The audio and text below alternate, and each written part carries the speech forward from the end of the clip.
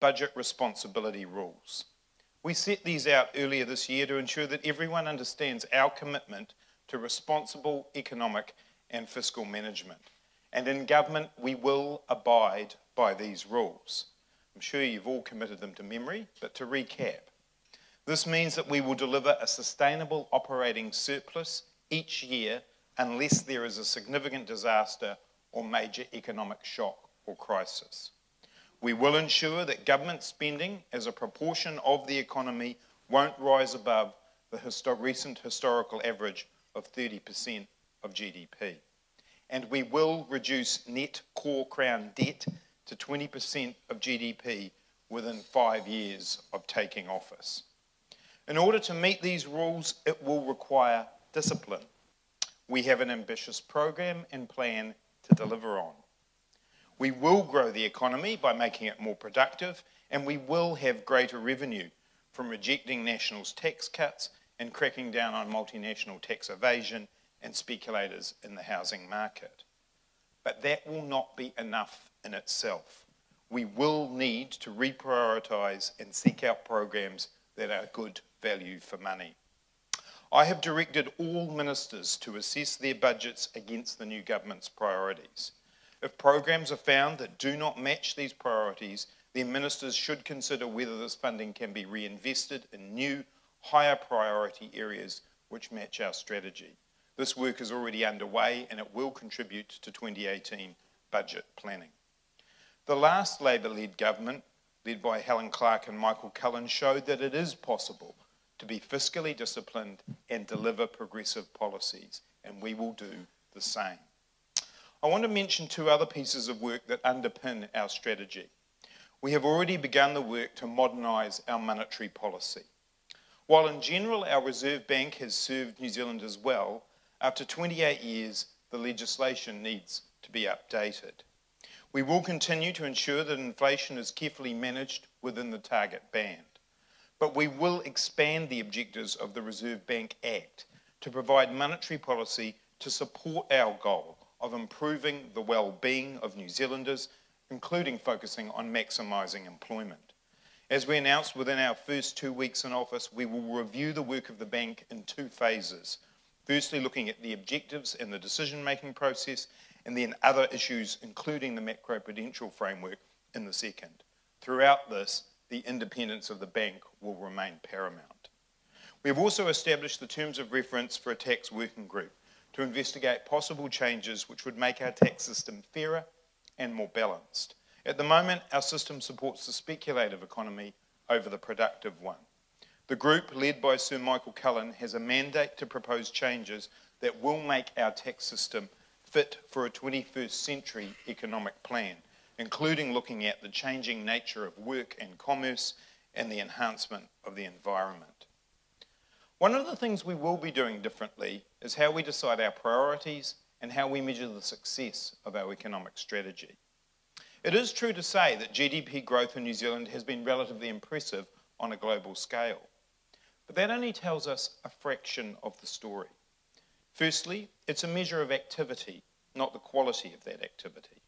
And secondly, on a per capita basis, our performance has been significantly less impressive than many of our OECD counterparts. Our confidence and supply agreement with the Green Party commits us to working on new sustainable development indicators.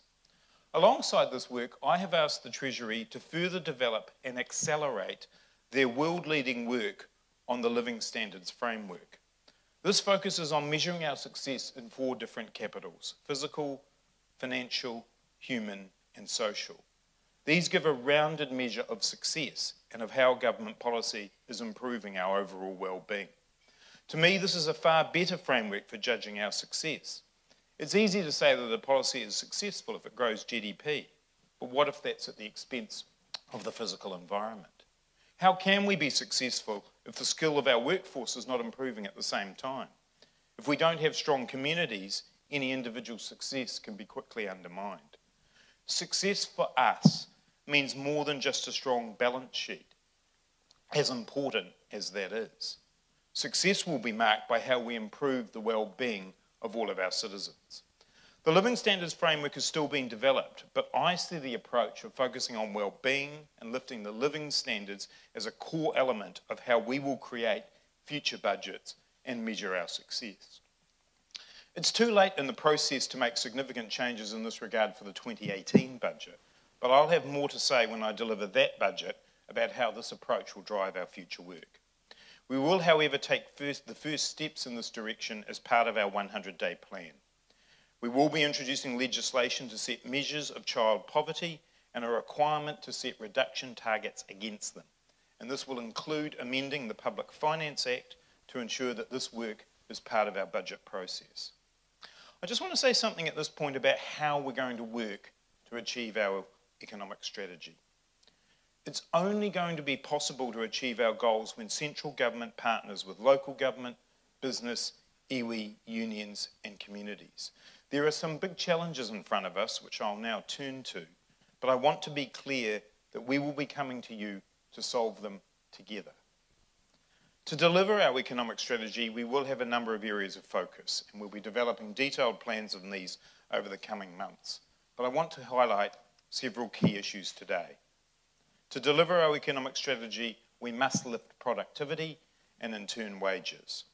Fundamental to creating a more inclusive and prosperous economy is increasing productivity, so that New Zealanders achieve more with every hour they work and our businesses become more internationally competitive. For the last 5 years, we've had almost no labour productivity growth. Now, low productivity growth has been a cloud over the New Zealand economy for many decades across many governments, and governments have failed to tackle this issue properly. This government will not fail. Lifting the skills of our people is critical to solving the productivity challenge. We believe that learning for life is core to the future well-being of our people and promoting the economy. The Future of Work Commission undertaken by the Labour Party for the last 2 years has identified this as one of the most important transitional factors in the changing world of work. Just as the first Labour government moved to make a full secondary education the norm for people, we need to update that vision for the 21st century. We are sending a clear signal that post-secondary school training and education will be for everybody. It has to be in the future of work. Now let me be absolutely clear. Our first year fees-free policy, which will come into force from the 1st of January 2018, is for all post-school training and education. Only about 1/3 of our school leavers actually go to university. They'll benefit from this policy, but so will the other 2/3. Those who go to polytechnics, other training programs, apprenticeships and industry training. This policy is also for those who have not studied or trained before but are in work now. It is an essential part of driving our economic strategy. Also critical for lifting productivity is increased investment in research, development and innovation.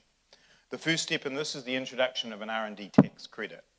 Beyond that, we'll move to work smarter, looking to work with you to add value to change the mix of our exports using and creating new technologies. We also want to see wages rise. All governments do. And the government can and will take action to help this happen, including through lifting the minimum wage, paying core public sector staff the living wage, and improving fairness in the workplace. But it is through improving productivity and developing new technologies and approaches to work that we will see long-term sustainable improvements. A just transition to a low-carbon economy. Climate change is the greatest challenge facing the world today and has the potential to undermine our primary industries. But our response is also an opportunity to develop new high-wage jobs. The government's commitment is to sustainable development that makes the transition to a low-carbon economy. Work is already underway under James Shaw's leadership as the Minister for Climate Change Issues to develop a Zero Carbon Act and an independent climate commission that can do carbon budgeting. Through our $100 million Green Investment Fund, we aim to stimulate $1 billion of new investment in low-carbon industries by 2020. This will contribute both to New Zealand's climate targets and to the sustainability of our economy going forward. Supporting the regions to thrive. It's essential that the regions of New Zealand thrive again for the sake of the people who live there and indeed to take the pressure off this city. Long-term underinvestment and intergenerational poverty are undermining areas of the country that have enormous economic potential. The cornerstone of this government's response to this is the $1 billion Regional Development Provincial Growth Fund agreed with New Zealand First as part of the coalition agreement. This fund will, among other things, invest in regional rail, support the planting of trees, 1 billion of them over the next 10 years, an investigation of the future of the Upper North Island ports, and investment in other large-scale capital projects. The criteria for this fund are currently being finalised, but I can say that successful bids will have to have robust business cases that show long-term development potential. There is also a strong commitment to forestry with the development of a New Zealand Forest Service to be located in regional New Zealand and the regionalisation of some other government services. Infrastructure to support sustainable growth. One of the biggest challenges facing the incoming government is the need to update and build the infrastructure for sustainable and inclusive growth. We will make the necessary investments in our health and our education assets to ensure that we don't have hospitals that make people sick or schools where students can't learn. This is a core role of any responsible government. But beyond that, we know that at a local government level, a significant amount of infrastructure is inadequate, ageing, and vulnerable. Many of our local authorities are either at the limits of what they can borrow or do not have the revenue to service more debt. At a central government level, we have an urgent and pressing need to fund the infrastructure that will support the unlocking of growth opportunities. The fiscal plan that we have used as a starting point for our budget has room for significantly more capital investment than the previous government. This is the result of a slightly slower debt repayment track, and that will allow us to make investments such as the capital injection to kick off Kiwi Build. But to create the 21st century infrastructure New Zealand needs, we will need to be innovative. We will need to unlock capital and capture the value of investments through the work of urban development agencies and innovative instruments such as infrastructure bonds. We want to work with those who can be partners in taking forward developments that build and modernise our infrastructure. Ministers have come together to identify and coordinate this work, and we'll be talking to many of you in this room. I'm looking at you, Stephen Selwood. Growing exports through a progressive trade and investment agenda. New Zealand will and must remain open to business and part of the global economy. We welcome foreign investment that adds value to our economy, improves productivity, and grows jobs. This does not mean, however, that anything goes. Where we have drawn the line is to say that we will not accept that there is value in having offshore speculators buying existing residential property and keeping first home buyers out of the property market. We will continue to welcome offshore investment that adds to our housing stock. We've heard the concerns of New Zealanders that they do not want to be tenants in their own land. And to this end, we have already issued a new directive to the Overseas Investment Office, and legislative changes will follow to be introduced as part of our 100-day plan. We recognise the importance of an efficient and effective overseas investment regime, and we will be working to improve the operations of the office. When it comes to immigration, we must have people with the right balance of skills coming to New Zealand, with a particular emphasis on closing regional skill gaps, and we will be creating regional skills lists in that regard. We must ensure that those who come to study are in quality courses, are not exploited or simply here to gain residence. And when there are genuine skill gaps that need to be filled to drive sustainable economic growth, we will continue to support the entry of those people with those skills. Labour-led governments have a proud record of delivering high-quality trade agreements that open opportunities for our exporters. This government will build on that record. We have made progress with the Comprehensive and Progressive Trans-Pacific Partnership. I got it out. This agreement now balances improved market access with preserving our right to regulate in the public interest. And it also builds a progressive agenda in areas such as sustainable development, labour rights, and gender equality. We want to continue to pursue this style of high quality, progressive free trade agreements with the European Union, the UK and other nations. Supporting Maori and Pacifica aspiration. As we move towards the end of the major treaty settlements, it's timely to reset the dial on how Crown and Māori work together and how to focus on maximising the strength of iwi. Through the work of Minister Kelvin Davis and Nanaia Mahuta, the government will support Māori in this process. At the same time, our economic goals will not be met if we do not improve the outcomes of Māori in employment, education and housing where there is still significant and ingrained disadvantage. The first steps in delivering on this government's new economic strategy are included in our 100-day plan. Just last night, the first two significant pieces of legislation were passed. 26 weeks paid parental leave at a cost of $325 million over the forecast period, and the Healthy Homes Guarantee Act that significantly increases minimum standards for rental housing. Progress has been made on all the measures in our plan. These include the introduction of a minimum wage of $16.50 an hour from 1 April 2018, in line with the coalition agreement with New Zealand First to lift that to $20 an hour with effect in April 2021. Contributions to the New Zealand Super Fund will recommence within the first 100 days. Student allowances and the living cost component of the student loan scheme will both increase by $50 per week from the 1st of January next year.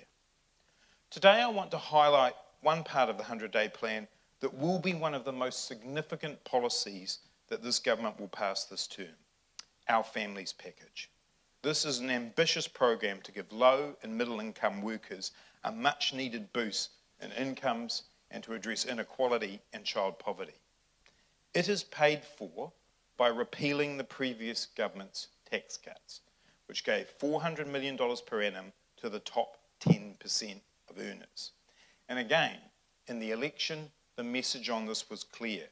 New Zealanders knew that now was not the time for tax cuts, and that included more than half of the CEOs in the mood of the boardroom survey.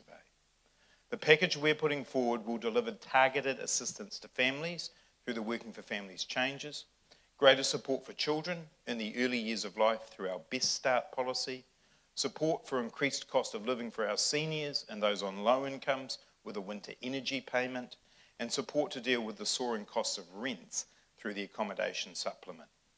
It is a major shift to improve families' well-being, along with other initiatives such as the minimum wage increase, reducing the cost of doctors' visits, and improving the quality of rental accommodation. In less than a month of being in office, we have worked to develop the details and assess the costs of this plan. All the fiscal costs of the 100-day plan, which are currently being finalised, will be incorporated into the half-yearly economic and fiscal update. And this will be released along with the budget policy statement on Thursday, December the 14th. You will see when the half-yearly update is released that we are meeting our budget responsibility rules. In particular, the commitment to reduce net core Crown debt as a percentage of GDP to 20% within 5 years of taking office. One of the core elements of our 100-day plan, as I've said, is the reversal of National's tax cuts. This provides $8 billion of fiscal headroom over the forecast period. This will more than meet the costs of the 100-day plan and provide further resources to invest in Budget 2018 and beyond. The budget policy statement will outline our priorities for Budget 2018 and show the level of operating and capital allowances for the next 4 budgets. These allowances provide the expenditure necessary to deliver on our policy plans, including the coalition and confidence and supply agreements. All these commitments, outside of the 100-day plan, which will already be in the half-yearly update, are now subject to the normal budget process to finalise details and costings. We will, however, be providing the current estimates of the costs of policies in the coalition and confidence and supply agreements at the time of the release of the budget policy statement. The half-yearly update on the 14th of December will also include Treasury's latest forecasts for the economy. There have been a range of forecasts for economic growth since the new government was formed. Some are more pessimistic than others. with both the Reserve Bank and the OECD economic outlook more optimistic than some of the bank economists. In general, however, these economists agree that over the next year there will be some softening of growth as the housing market remains flat and as net migration tapers off slightly. But then there is a consensus of a stronger growth track through 2019 and 2020, which is expected to be supported by government policies such as the R&D tax credit, wages going up and export growth. In other words, we'll be swapping out population growth and buying and selling houses to each other as our two main drivers for more sustainable ones. That actually sounds like a good description of our plan. And if that means slightly slower growth for a year while we transition to a more productive economy, well, that will be a price worth paying. Because as one economist put it, we will be passing on the baton of growth. I understand that a new government and the change that comes with it will inevitably cause some uncertainty. But I think it's clear that there is an understanding that the government's policies will ultimately be good for sustainable growth. And relatedly, it's good to note that the Reserve Bank's Fiscal Stability Report released this week saw that the government's housing plan was a reason that the governor felt confident to reduce LVRs. In conclusion, ladies and gentlemen, it's sometimes easy to forget that it's just a little over a month since the government was sworn in. We're making good progress towards building the better and fairer New Zealand that we've been charged with doing by the public. The foundations on which we are building our economic strategy are disciplined and careful fiscal and economic management and a clear goal to see the well-being of all New Zealanders improve. We are moving at speed to implement a 100-day plan that will lift incomes and well-being. We're putting New Zealand back on a course of fairness, compassion, and shared prosperity. It's early days, but the journey is an exciting one, and I look forward to working with all of you over the coming months and years. Thank you.